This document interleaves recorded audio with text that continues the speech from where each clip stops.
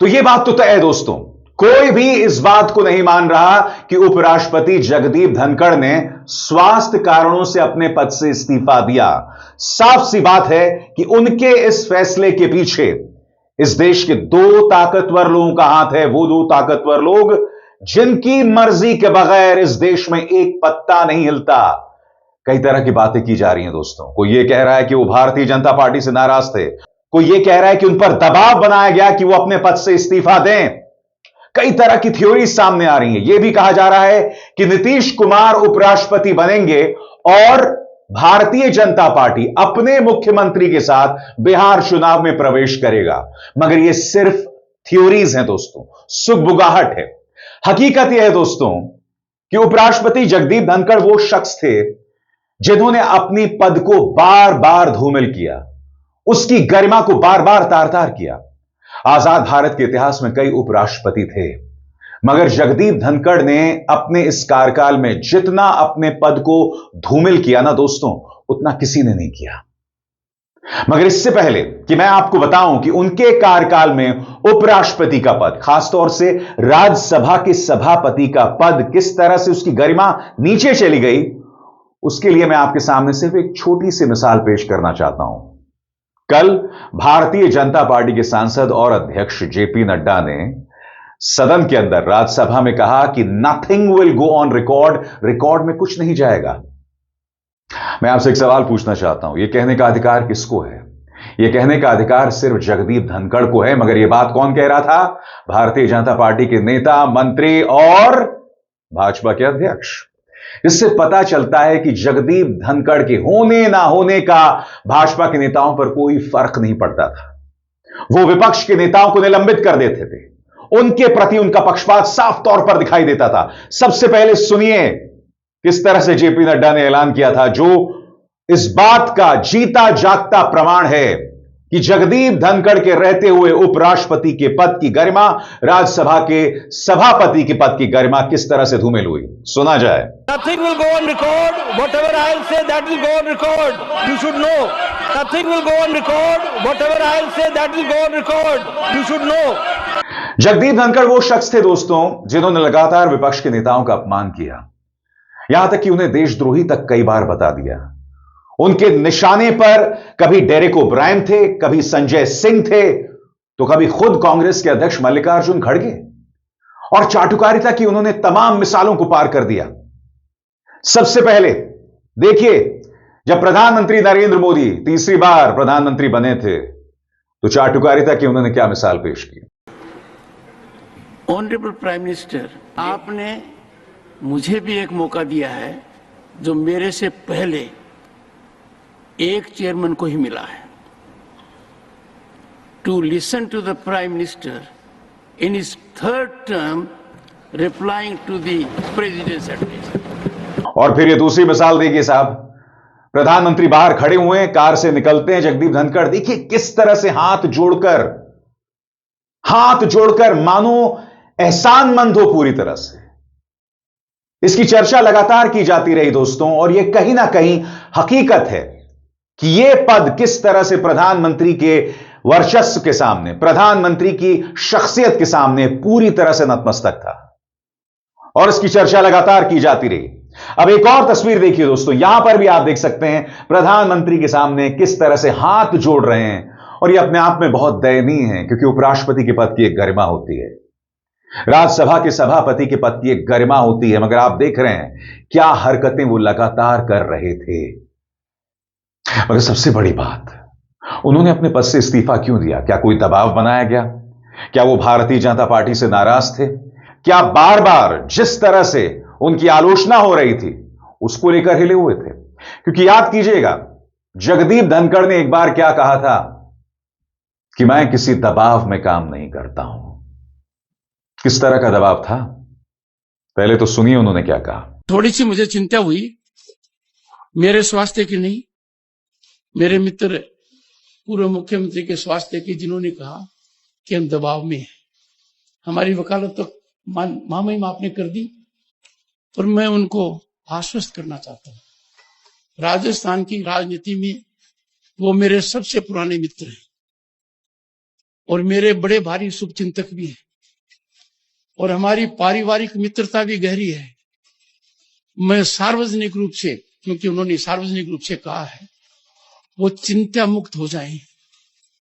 मैं न दबाव में रहता हूं, न दबाव देता हूं, न दबाव में काम करता हूं और न किसी से दबाव में काम कराता हूं। और बात वहां नहीं रुकती। कुछ ही दिनों पहले उनका एक और बयान आया था, जहां उन्होंने शिवराज सिंह चौहान, जो कि कृषि मंत्री हैं, उन्हें नसीहत दी थी कि किसान को सुनिए, किसान की क्या हालत हो रही है, क्या वजह है, क्या चल रहा था जगदीप धनखड़ के मन में। जाहिर सी बात है दोस्तों, इस सरकार के रहते दूध का दूध और पानी का पानी नहीं होगा। पत्रकार इसकी खोज नहीं करेंगे तो हकीकत तक हम नहीं पहुंचेंगे। मगर याद कीजिएगा, शिवराज सिंह चौहान को उन्होंने क्या कहा था। कृषि मंत्री जी, एक एक पल आपका भारी है। मेरे आपसे आग्रह है और भारत के संविधान के तहत दूसरे पद पर विराजमान व्यक्ति आपसे अनुरोध कर रहा है कि कृपया करके मुझे बताइए, क्या किसान से वादा किया गया था और वादा किया गया वादा क्यों नहीं निभाया गया और वादा निभाने के लिए हम क्या कर रहे हैं। गत वर्ष भी आंदोलन था, इस वर्ष भी आंदोलन है, काल चक्कर घूम रहा है, हम कुछ कर नहीं रहे हैं। सबसे बड़ी बात, कोई इस बात को स्वीकार नहीं कर रहा है कि स्वास्थ्य कारणों से उन्होंने पद से इस्तीफा दिया। याद कीजिएगा, कल उन्होंने सांसदों को यह आश्वासन दिया था कि ऑपरेशन सिंदूर पर बहस होगी, यह उनका आश्वासन था, और फिर अचानक उन्होंने पद से इस्तीफा दे दिया। मैंने एक पत्रकार को यह कहते हुए सुना एक मंच पर कि बीएसी की जो बैठक थी, बिजनेस एडवाइजरी कमेटी की बैठक, जिसकी अध्यक्षता स्वयं राज्यसभा के सभापति जगदीप धनखड़ कर रहे थे, उसमें भाजपा को कोई नेता और मंत्री शामिल नहीं हुआ। क्या वजह थी? कल ये बैठक 2 बार बुलाई गई थी। एक पत्रकार को मैंने कहते सुना, तो इस बैठक में भाजपा का नेता क्यों शामिल नहीं हुआ, यह भी सवाल किया जा रहा है।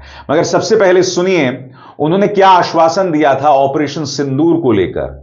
तो जो व्यक्ति ये बातें कर रहा है, जिसके कार्यक्रम है आने वाले दिनों में, 23 तारीख को उनका कोई कार्यक्रम है बतौर उपराष्ट्रपति, मगर उन्होंने अचानक अपने पद से इस्तीफा दे दिया, और वो भी स्वास्थ्य कारणों से। सुनिए उन्होंने क्या आश्वासन दिया था। Is ready for discussion. The government is ready for comprehensive discussion. I will meet with the leaders, settle for a discussion, and I will ensure full-fledged discussion for as much time as you want. और आगे बढ़ने से पहले एक जरूरी संदेश, मेरे कार्यक्रमों के लिए आप नोटिफिकेशन का इंतजार मत कीजिए। मेरे चैनल में जाइए और खुद जाकर कार्यक्रम देखिए और रहिए अपडेटेड। और हां, ज्वाइन कीजिए मेरा चैनल। देखिए यह जरूरी संदेश। स्वतंत्र और आजाद पत्रकारिता का समर्थन कीजिए, सच में मेरा साथी बनिए। बहुत आसान है दोस्तों, इस ज्वाइन बटन को दबाइए और आपके सामने आएंगे ये 3 विकल्प, इनमें से एक चुनिए और सच के इस सफर में मेरा साथी बनिए। तो जाहिर सी बात है दोस्तों, कोई भी इस बात पर यकीन नहीं कर रहा है। आपकी स्क्रीन पर पवन खेरा का बयान, बेखुदी बेसबब नहीं गालिब, कुछ तो है जिसकी पर्दादारी है। इसके अलावा जयराम रमेश का बयान, जयराम रमेश का बयान बहुत हैरत में डालता है दोस्तों, क्योंकि आपने देखा कि किस तरह से उपराष्ट्रपति कांग्रेस के अध्यक्ष मल्लिकार्जुन खड़गे का अपमान करते थे। मैं आपको सुनाना चाहता हूं उन्होंने किस तरह से मल्लिकार्जुन खड़गे के बारे में क्या क्या अपशब्द नहीं कहे थे। सुना जाए।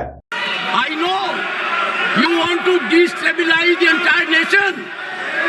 Yes, you are out to create chaos in the house. Nothing else is going on record.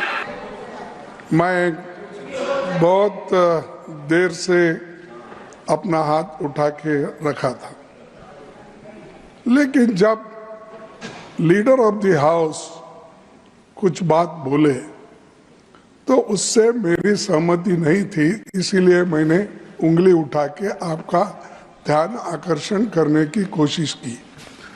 लेकिन आपने मुझे मौका नहीं दिया, आप मंत्री को बुला लिए, तो ये अच्छा नहीं। आप तो कहते हैं नहीं मेरे पर आरोप लगाने की बजाय नहीं आरोप नहीं, इम्पार्शियलिटी। हर बार कहते हो कि मैं मंत्री सर, को हम फेवर पॉइंट करता हूं, आउट कर रहे हैं लीडर ऑफ द आपको। हाउस को फेवर करता हूं। आपका ध्यान खींचने के लिए मैंने हाथ उठाया, मैं कुछ गड़बड़ नहीं किया, मैं कुछ बोला नहीं, सिर्फ हाथ उठाया। आप मुद्दे पर आइए, मेरे को आरोपित क्यों? नहीं, मैं मुद्दे पे ही आता हूँ। आज का कोटा पूरा हो गया है, अगर आप नहीं, अगर आपका ध्यान इधर आ गया तो मुद्दे पे आऊंगा मैं। अब आप मेरे तरफ देख रहे, जरूर मैं मुद्दे पे आऊंगा। बोलिए सर, जब हमारे नड्डा साहब जी जो नेता इस सदन के हैं, उन्होंने ये कहा जब आपको चाहिए तब आप 0 आवर बोलते हैं, जब आपको नहीं चाहिए तो आप उसको नकारते हो।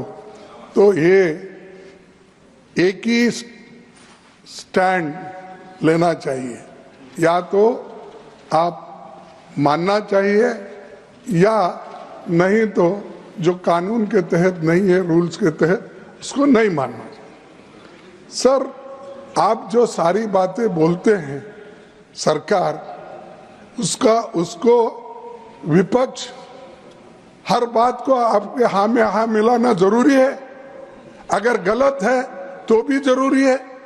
यहाँ के लोग इस मंसूबे से आए हैं, मैं माफी चाहता हूं उनसे और आपसे भी, कि हाउस को नहीं चलाना ये अगर तय करके आए हैं तो ये democracy, you are killing the democracy, you are killing the democracy.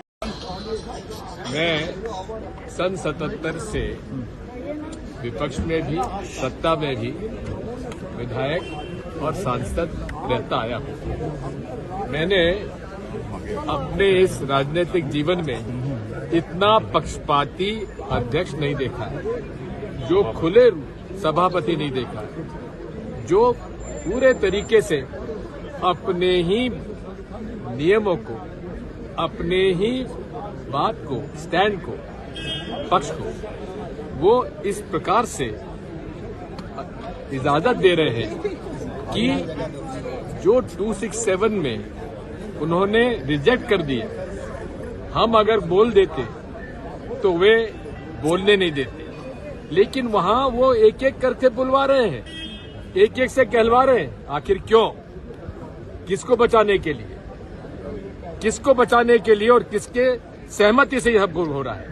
अब जो बातें उन्होंने डेरेक ओब्रायन, संजय सिंह, मल्लिकार्जुन खड़गे के बारे में कही, जिस तरह के आरोप उन पर चाटुकारिता के लगते रहे, उस बात की पृष्ठभूमि में आखिर जयराम रमेश ये बयान क्यों दे रहे हैं?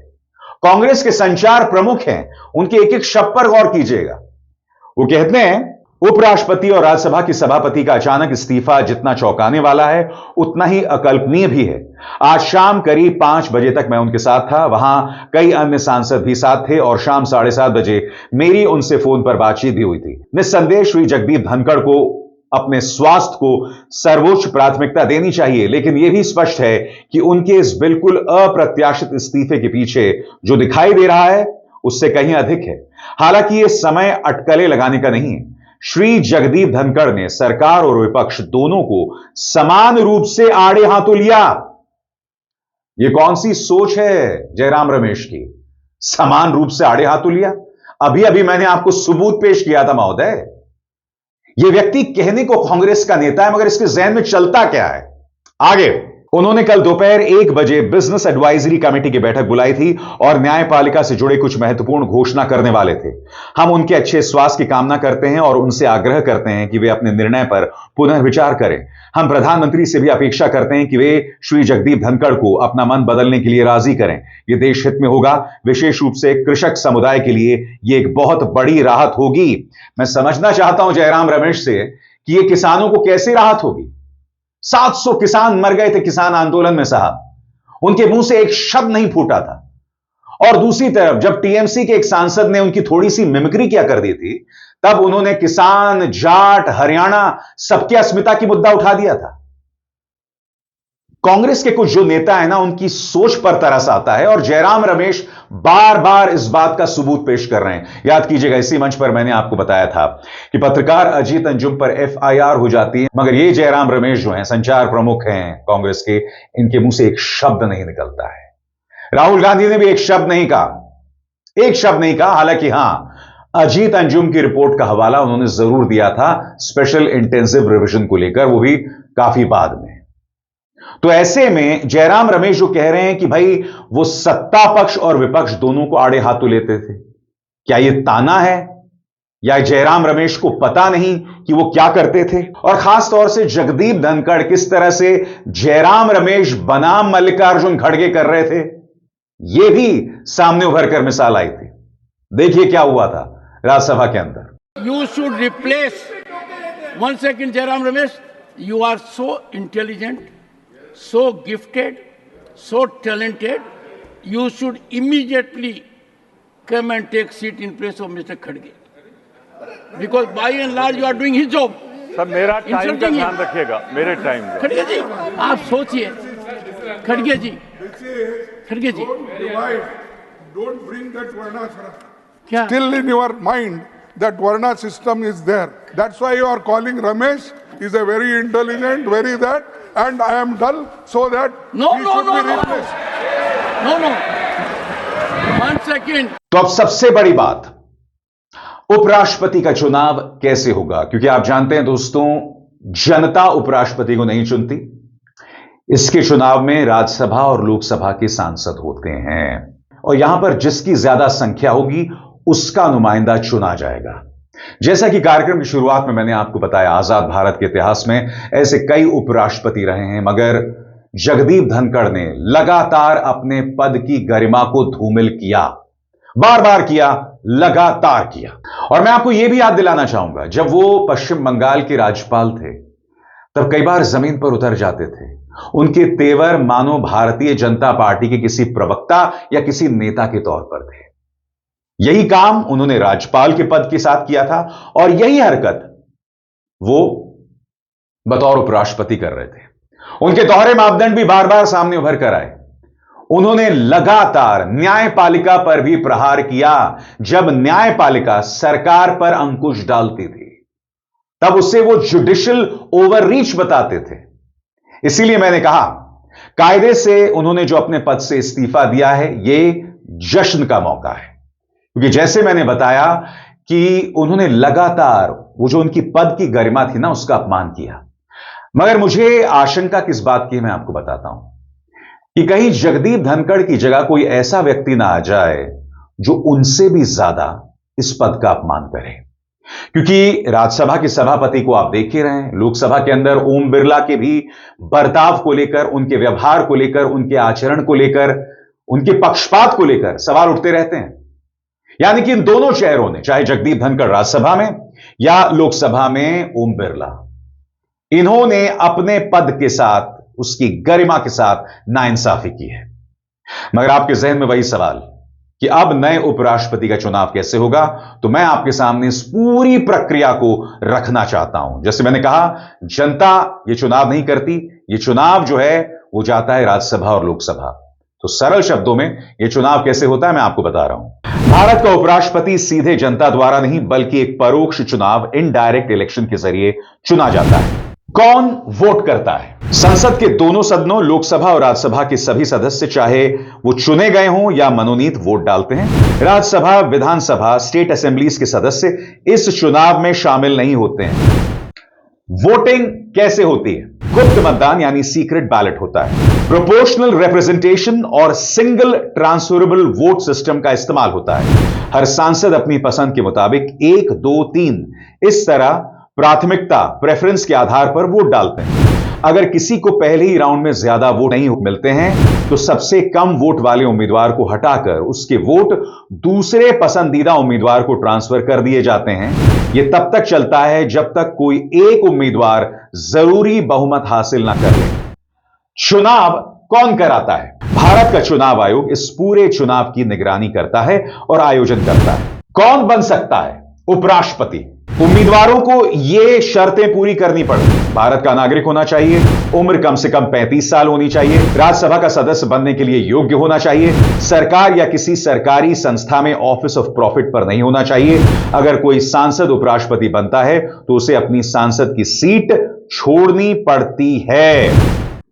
तो इस तरह से देश के उपराष्ट्रपति का चुनाव होता है। मगर जैसे मैंने कहा ना दोस्तों, मैं उम्मीद करता हूं कि जो भी व्यक्ति आए वो जगदीप धनखड़ के इतिहास को ना दोहराए। मगर उससे भी बड़ा सवाल, और मैं उम्मीद करता हूं कि आज दिन भर में या आने वाले दिनों में इसका जवाब मिलेगा कि आखिर उन्होंने अपने पद से क्यों इस्तीफा दिया, क्या दबाव बनाया गया, क्या वो नाखुश थे। ये तमाम सवालात हैं। और सबसे बड़ी बात, अगर यह कदम भारतीय जनता पार्टी की तरफ से उठाया गया है तो इंतजार कीजिए दोस्तों, एक ऐसा राजनीतिक तूफान आने वाला है जिसका हमें इंतजार करना पड़ेगा। अविसार शर्मा को दीजिए इजाजत। नमस्कार।